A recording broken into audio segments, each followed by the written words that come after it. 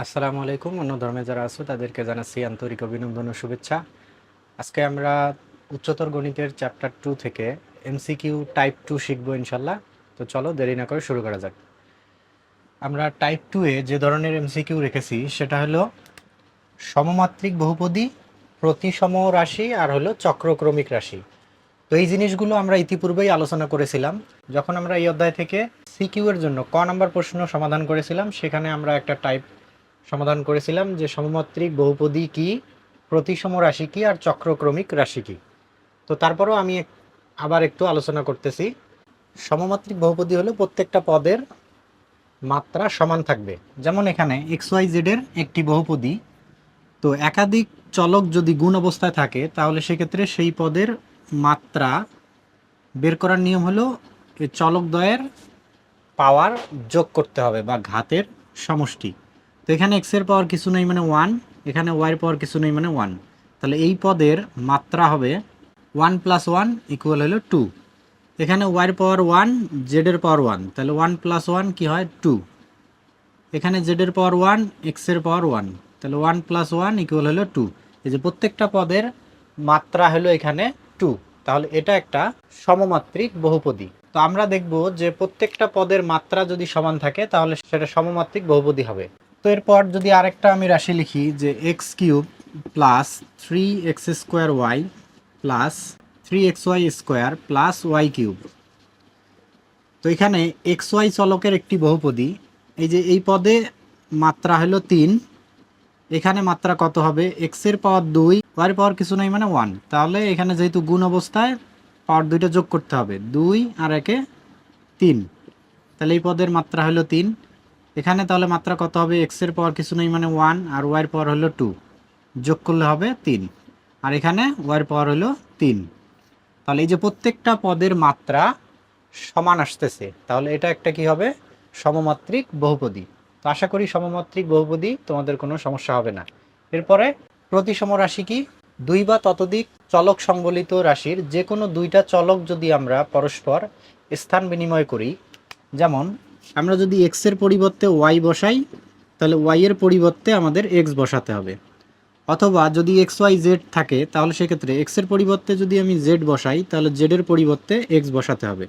অন্য চলক থাকলে সেটা আর পরিবর্তন করা যাবে না। এক্স এর পরিবর্তে আমি যা বসাবো সেটার পরিবর্তে আবার এক্স বসাতে হবে। তো যেমন এখানে একটি বহুপদী হলো এক্স ওয়াই ওয়াই জেড আর হলো জেড এক্স। এখন যদি আমি এক্স এর পরিবর্তে ওয়াই আর ওয়াইয়ের পরিবর্তে এক্স বসাই, এটা যদি করার পর যদি এই রাশিটার কোনো পরিবর্তন না হয় তাহলে এটা একটা কি হবে প্রতিসম রাশি হবে। যে কোনো দুইটা চলক পরস্পর স্থান বিনিময় করার পর যদি রাশিটার কোনো পরিবর্তন না হয় তাহলে সেটাকে প্রতিসম রাশি বলা হয়। তাহলে এক্স এর পরিবর্তে ওয়াই, ওয়াইয়ের পরিবর্তে তাহলে বসাতে হবে এক্স, এরপরে প্লাস ওয়াইয়ের পরিবর্তে হবে এক্স, জেড চেঞ্জ করা যাবে না, এরপরে প্লাস জেড জেড থাকবে, এক্স এর পরিবর্তে হবে ওয়াই। এখন এটাকে যদি আমরা সাজিয়ে লিখি, ওয়াই এক্সকে আমরা লিখতে পারি এক্স ওয়াই, এরপরে প্লাস জেড ওয়াইকে লেখা যায় ওয়াই জেড, এরপরে প্লাস এক্স জেডকে লেখা যায় জেড এক্স। তো এই যে আমাদের এই রাশিটা আর এখানে আমাদের যে রাশিটা দেওয়া ছিল এই দুটো রাশি সেম। যেহেতু চলক পরিবর্তন করার পরেও রাশিটার কোনো পরিবর্তন হলো না, তাহলে এটা হবে প্রতিসম রাশি। আশা করি প্রতিসম রাশি ক্লিয়ার হয়েছে। তো এরপরে আমরা যেটা দেখব সেটা হলো চক্রক্রমিক রাশি। তিনটা চলক থাকে সবসময়, এক্স এর পরিবর্তে ওয়াই, ওয়াইয়ের পরিবর্তে জেড, জেডের পরিবর্তে এক্স বসানোর পর যদি রাশিটার কোনো পরিবর্তন না হয় তাহলে সেটা হবে চক্রক্রমিক রাশি। অথবা এবিসি যদি চলক থাকে তাহলে এর পরিবর্তে বি, বির পরিবর্তে সি আর সির পরিবর্তে এ বসিয়ে রাশিটির যদি কোনো পরিবর্তন না হয় তাহলে সেটা হবে আমাদের চক্রক্রমিক রাশি। x³ + y³ + z³ - 3xyz।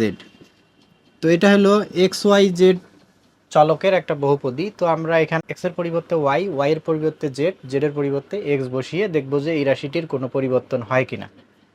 যদি পরিবর্তন না হয় তাহলে এটা চক্রক্রমিক রাশি। তাহলে এক্স এর পরিবর্তে ওয়াই, তার কিউব আছে কিউব দিলাম, এরপরে ওয়াই এর পরিবর্তে জেড, তার কিউব আছে কিউব দিলাম, এরপরে প্লাস জেড এর পরিবর্তে এক্স, তার কিউব আছে কিউব দিলাম, 3 এক্স এর পরিবর্তে ওয়াই, ওয়াইয়ের পরিবর্তে জেড, আর জেডের পরিবর্তে হলো এক্স। তো এখন যদি আমরা এটা সাজিয়ে লিখি, এই যে এক্স কিউব, এরপরে প্লাস এই যে y cube plus z cube minus 3xyz। তো গুণ অবস্থায় এলোমেলো থাকলে সেটা আমরা সাজিয়ে লিখতে পারি। yzx যা বোঝায় xyz একই জিনিস বোঝায়। তো এই যে আমরা এখানে চক্রাকারে চলক পরিবর্তন করার পরেও আমাদের যে মূল রাশিটা ছিল সেটার কোনো পরিবর্তন হয়নি, তার মানে এটা একটা চক্রক্রমিক রাশি। এই ছিল এটার বেসিক আলোচনা। এই তিনটার উপরে এই প্রশ্ন এমসিকিউ এখানে আসছে, 25টা প্রশ্ন আমরা এখানে পেয়েছি। তো এই প্রশ্নগুলো তোমরা সমাধান করবে, এগুলো তোমাদের সব বাসার কাজ থাকলো, এগুলো আমি সমাধান করে দিব না, কারণ যেহেতু এগুলো শেখানো হয়েছে এবং এগুলো না পারার কোনো কারণ নেই। তারপরেও যদি কোনো সমস্যা হয় তাহলে অবশ্যই আমাকে জানাবে, আমি সমাধান করে দেব ইনশাল্লাহ। তো আজকের ক্লাস এই পর্যন্ত, দেখা হবে আগামী ক্লাসে ইনশাল্লাহ। আল্লাহ হাফিজ।